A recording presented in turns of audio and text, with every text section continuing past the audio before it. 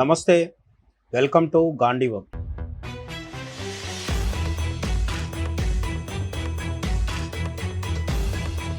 Operation Sindoor ఇప్పుడు చరిత్రలో ఒక గొప్ప మైలురాయిగా అయితే నిలిచిపోతుంది. కానీ దురదృష్టవశాత్తు అది మనం కోరుకున్నది కాదు. అనివార్యమైన సందర్భంలో భారతదేశ ప్రభుత్వం, మోదీ సర్కార్ ఆపరేషన్ సింధూర్కి నడుం బిగించాల్సి వచ్చింది. అందుకు కారణం ఏంటో మనకు తెలిసిందే. పహల్గామ్లో తాము చంపబోతున్న వాళ్ళ మతం ఏంటో కనుక్కొని ఉద్దేశపూర్వకంగా ప్యాంట్లు ఊడదీయించి మరీ కల్మాలు చదవమని అడిగి కల్మా చదవలేకపోతే ముస్లింలు కాని వాళ్ళని, ప్రధానంగా హిందువుల్ని, ఒక క్రిస్టియన్తో సహా పహల్గామ్ అటాక్లో పాక్ ప్రేరేపిత జిహాదీ ఉగ్రవాదులు కాల్చి చంపడం జరిగింది.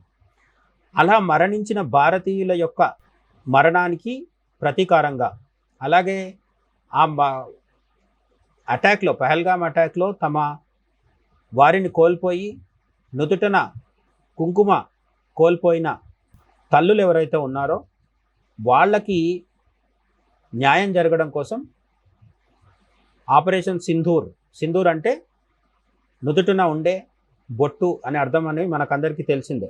కాబట్టి ఆపరేషన్ సింధూర్ పేరుతో మోదీ సర్కార్ మన త్రివిధ దళాలు, ఆర్మీ, నేవీ, ఎయిర్ ఫోర్స్, ఈ ముగ్గురిని కలిపి పాకిస్తాన్ మీద పిచ్చుక మీద బ్రహ్మాస్త్రం అన్నట్టుగా బ్రహ్మోస్తో భారతదేశం విరుచుకపడి కేవలం 4-5 రోజుల వ్యవస్థలో పాకిస్తాన్ ఉక్కిరిబుక్కిరి చేసిన చారిత్రక సందర్భానికి మే 7, 2026తో సంవత్సరం పూర్తవుతుంది.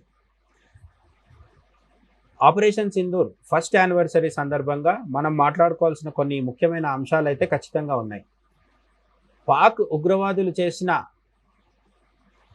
పిరికిపంద చర్యకి దొంగచాటుగా వచ్చేసి భారతదేశ ఆర్మీని ఎదుర్కోలేక భారతదేశ సామాన్య ప్రజల మీద పడి, ఆయుధాలు చేతిలో లేని నిరాయుధులైన పర్యాటకుల మీద పడి హింసకు చెలరేగిన జిహాదీ ఉగ్రవాదుల తాట తీసేందుకోసం మనం ఆపరేషన్ సింధూర్ నిర్వహించడం జరిగింది. అయితే ఆపరేషన్ సింధూర్ ఇచ్చిన ఒక ప్రపంచం మొత్తానికి ఇచ్చిన ఒక గొప్ప సందేశం ఏంటి అంటే, గతంలో భారతదేశం మీద దాడులు జరిగితే మనం ఖండనలతో సరిపెట్టేవాళ్ళం. అది కాంగ్రెస్ ప్రభుత్వాలు కావచ్చు, ఇతర ప్రభుత్వాలు కావచ్చు. వాజ్పేయి ప్రభుత్వం ఉన్నప్పుడు గతంలో కార్గిల్ని ఆక్రమిస్తే ధైర్యంగా ప్రాణాలకు ఎదురొట్టి మన సైనికులు కార్గిల్ని తిరిగి స్వాధీనం చేసుకోవడం జరిగింది. కానీ మిగతా అనేక సందర్భాల్లో పాకిస్తాన్ మన మీద వచ్చి దాడి చేస్తే మనం తిరిగి సమాధానం ఇస్తూ వచ్చాం. అంతే తప్ప పాకిస్తాన్కి గట్టిగా బుద్ధి చెప్పిన సందర్భాలు చాలా తక్కువ ఉన్నాయి. అంటే పాకిస్తాన్ పదే పదే మన మీద దాడి చేస్తుంటే మనం బాధని, దుఃఖాన్ని, గాయాన్ని దిగమింగుకొని భరిస్తూ రావాల్సిన పరిస్థితి ఉండేది. ముఖ్యంగా 2008లో ముంబై దాడుల సందర్భంలో 200 మంది, అటు ఇటుగా ఇంచుమించు 200 మంది అమాయకులు చనిపోతే అప్పుడు కూడా తిరిగి ఒక బుల్లెట్ పేల్చలేని దారుణమైన స్థితిలో ఆనాటి యూపీఏ ప్రభుత్వం ఉండేది. అప్పుడున్న ఎయిర్ ఫోర్స్ చీఫ్ పాకిస్తాన్ మీద దాడికి చేద్దాము అని అడిగితే సోనియా నేతృత్వంలోని ప్రధాని మన్మోహన్ సర్కార్ అక్కర్లేదని చెప్పి సరిపెట్టింది. కేవలం మాటలు మాట్లాడి అక్కడితో ముగించడం అనేది పాకిస్తాన్ రాయబారిని పిలవడము, ఘాటుగా హెచ్చరించడము, ఇలాంటి పైపైన డ్రామాలే తప్ప, మాటలతో సరిపెట్టడమే తప్ప నిజంగా భారతదేశం కొడితే ఎంత దారుణంగా ఉంటుంది అనే విషయం ఆపరేషన్ సింధూర్ అయ్యే వరకు ఎవరికి తెలియదనే చెప్పాలి. అయితే ఆపరేషన్ సింధూర్ కంటే ముందే మోదీ సర్కార్ సర్జికల్ స్ట్రైక్స్, బాలాకోట్ బాంబు దాడులు కూడా జరిపించింది. అందులో కూడా మన ఆర్మీ శక్తియుక్తులు ప్రపంచ టాప్ మోస్ట్ ఆర్మీస్లో, ఎయిర్ ఫోర్స్ ఎయిర్ పవర్లో మనం ఏ స్థాయిలో ఉన్నామో ఇవి నిరూపించడం జరిగింది. సర్జికల్ స్ట్రైక్స్ విమానాల్లో వెళ్ళి పీఓకేజేలో పాక్ ఆక్రమిత కాశ్మీర్లో దాడి చేయడంతో సరిపెడితే బాలాకోట్ బాంబు దాడులు మనం పాకిస్తాన్ లోపలికి చొచ్చుకుపోయి, మోదీ భాషలో చెప్పాలంటే గర్కే గుస్కే మారేంగే అనే దానికి కొంతవరకు న్యాయం చేస్తూ లోపలికి వెళ్ళి దాడి చేసి రావడం జరిగింది. సర్జికల్ స్ట్రైక్స్, బాలాకోట్ బాంబుల దాడుల తర్వాత కూడా తోకవంకర కుక్క లాంటి పాకిస్తాన్కి బుద్ధి రాకపోవడంతో పహల్గామ్ అటాక్కి తెగించింది. పహల్గామ్ అటాక్కి తెగించడంతో మనం పోయిన సంవత్సరం 2025 మే 7న ఆపరేషన్ సింధూర్కి గ్రీన్ సిగ్నల్ ఢిల్లీ నుంచి గ్రీన్ సిగ్నల్ రావడంతో army, navy and air force ఈ మూడు కలిపి, త్రివిధ దళాలు కలిపి పాక్ మీద ముప్పేట దాడి చేయడం జరిగిందనమాట. ఆపరేషన్ సింధూర్తో పాక్ లోపలికి వెళ్ళి 100 కిలోమీటర్ల దూరంలో మన టార్గెట్స్ని రీచ్ అయ్యాం. మనకు మురిద్కే, లేదంటే పంజాబ్లోని పాక్లో ఉన్న పంజాబ్ అంటే ఈ పంజాబ్లోనే మనకు రావల్పిండి ఉంటుంది. ఈ రావల్పిండిలోనే పాకిస్తాన్ ఆర్మీ ఉంటుంది. పాకిస్తాన్ ఆర్మీ చీఫ్ మునీర్ భారతదేశ మిసైల్స్, డ్రోన్స్, విమానాల దాడులతో బెదిరిపోయి బంకర్లో దాచుకున్న విషయం అందరికీ తెలిసిందే. కేవలం భారతదేశంలో ఉండే పాకిస్తానీ ప్రేమికులు దాన్ని ఒప్పుకోకపోవచ్చు, కానీ ఏ విధంగా ఆసిమ్ మునీర్ కావచ్చు, షహబాజ్ షరీఫ్ కావచ్చు చెడ్డీలు తడుపుకున్నారో మనందరికీ తెలిసిన విషయమే. పదే అనేక సందర్భాల్లో పాకిస్తాన్కి చెందిన వాళ్ళు కూడా కొందరు దీన్ని ఒప్పుకోవడం జరిగింది. అయినా మన దేశంలో మాత్రం కొందరు ఆపరేషన్ సింధూర్ ప్రభావాన్ని ఒప్పుకోకపోవడం అనేది చాలా దురదృష్టకరం. అయితే ఆపరేషన్ సింధూర్లో మరొక గొప్ప విషయం మనం అండర్లైన్ చేసుకోవాల్సిన విషయం ఏంటంటే, ఈ దాడులకి, పహల్గామ్ దాడుల వెనుక హస్తం ఉంది అని ఎవరినైతే అనుమానిస్తున్నామో ఆ జైషే మహమ్మద్, మసూద్ అజర్ అనేవాడి నాయకత్వంలో ఈ జైషే మహమ్మద్ అనే ఉగ్రవాద సంస్థ పాకిస్తాన్ భూమి మీద నుంచి నడుస్తూ అనేక దురాగతాలకు పాల్పడుతూ ఉంటుంది. కాందహార్ విమాన హైజాక్ విషయంలో కూడా ఈ జైషే మహమ్మద్ హస్తం ఉందనేది మనకు తెలిసిందే. అప్పుడే మసూద్ అజర్ని మనం వదిలేయాల్సి వచ్చింది. జైల్లో ఉన్న మసూద్ అజర్ని వాజ్పేయి ప్రభుత్వం వదిలిపెట్టాల్సి వచ్చింది. ఎందుకంటే విమానంలో ఉన్న 100కు పైగా ఉన్న భారతీయ ప్రయాణికుల ప్రాణాల కోసమని ఈ మసూద్ అజర్ అనే జిహాదీని జైలు నుంచి విడుదల చేయాల్సి వచ్చింది. అటువంటి కుట్రలకు పాల్పడే ఈ మసూద్ అజర్, జైషే మహమ్మద్ సంస్థకిని కోలుకోలేని దెబ్బ మనం ఆపరేషన్ సింధూర్ సందర్భంగా తీయడం జరిగింది. 100 కిలోమీటర్లు దూరంగా వెళ్ళి మన మిజైల్స్, జైషే మహమ్మద్ ప్రధాన కార్యాలయము, శిక్షణా కేంద్రము, వాళ్ళకు సంబంధించిన ప్రేయర్స్ చేసుకునే ప్రాంతము, ఇవన్నిటిని కూడా నేలమట్టం చేసేయడం జరిగింది. అలాగే మసూద్ అజర్ కుటుంబంలోని అతి దగ్గర వాళ్ళు కూడా 10ల సంఖ్యలో చచ్చిపోవడం జరిగింది. మసూద్ అజర్ అనేవాడిని జీవితకాలం పాటు మరోసారి మరెప్పుడు మనశ్శాంతితో ఉండలేని పరిస్థితిలోకి నెట్టేయడం జరిగింది. ఇవన్నీ కూడా అంటే ఒక ఉగ్రవాద సంస్థని దాదాపుగా తునాతునకలు చేయడం జరిగింది. పాకిస్తాన్ ఆర్మీ, పాకిస్తాన్ ప్రభుత్వం మద్దతుతో మళ్ళీ ఈ జైషే మహమ్మద్ అనేది తిరిగి పుంజుకుంటూ ఉండడం అనేది కూడా మనకు ఆందోళన కలిగించే విషయమే. కానీ ఆపరేషన్ సింధూర్లో సైనిక విజయంలో మాత్రం దీన్ని ప్రధానంగా గుర్తించాలి. సైనిక పరంగా మనం మన బ్రహ్మోస్ యొక్క సత్తా, బ్రహ్మోస్ మిజైల్స్ ఏ విధంగా దూసుకుపోతాయనే సత్తా ఆపరేషన్ సింధూర్ ద్వారా ప్రపంచానికి తెలియజేయడం జరిగింది. అదే సమయంలో చైనా యొక్క పనికిరాని రక్షణ సామాగ్రి కూడా ఏ పాటితో మనము ప్రపంచానికి నిరూపించడం జరిగింది.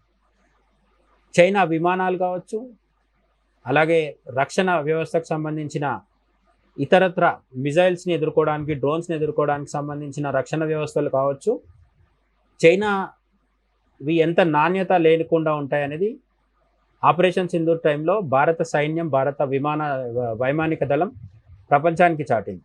అలాగే అమెరికాకు సంబంధించిన F-35 అని గొప్పగా చెప్పుకునే విమానాలను కూడా, F సిరీస్లో ఉండే విమానాలను కూడా మన వాళ్ళు కూల్చడం జరిగింది. మధ్యలో ట్రంప్ ఎంటర్ అయ్యి రకరకాల వ్యాఖ్యలు చేస్తూ క్రెడిట్ లాక్కొని నోబెల్ ప్రైజ్ సంపాదించుకునే కక్కుర్తిలో భాగంగా మన వాడు అనేక రకాల పిచ్చి పిచ్చి వ్యాఖ్యలు చేసినప్పటికీ భారతదేశం ఒకే స్టాండ్ మీద ఉంది. పాకిస్తాన్ వచ్చి మా కాళ్ళు పట్టుకుంటే మమ్మల్ని బ్రతిమలాడితే అప్పుడు మాత్రమే యుద్ధం ఆగింది అని. యుద్ధం ఆగడం అంటే కేవలం కాల్పుల విరమణ జరిగింది, ఆపరేషన్ సింధూర్ ఇంకా పూర్తవ్వలేదు అనేది ఇప్పటికీ ప్రధానమంత్రి, రక్షణ మంత్రి, విదేశాంగ మంత్రి ఇలా అందరూ చెప్తూనే వస్తున్నారు. కాబట్టి యుద్ధం ఇంకా ముగియలేదు, కేవలం ఒక బ్యాటిల్ మాత్రమే ముగిసింది, వార్ ఇంకా కంటిన్యూ అవుతూనే ఉందన్నమాట.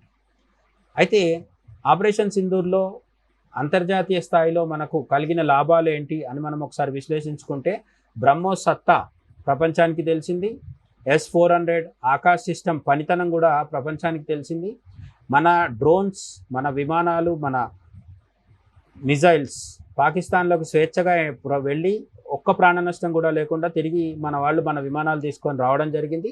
ముఖ్యంగా మహిళలకు జరిగిన, భారతీయ మహిళలకు జరిగిన నష్టానికి ప్రతీకారంగా జరిగిన ఆపరేషన్ సింధూర్లో, సింధూర్ అనే పేరు పెట్టుకున్న ఆపరేషన్ సైనిక చర్యలో భారత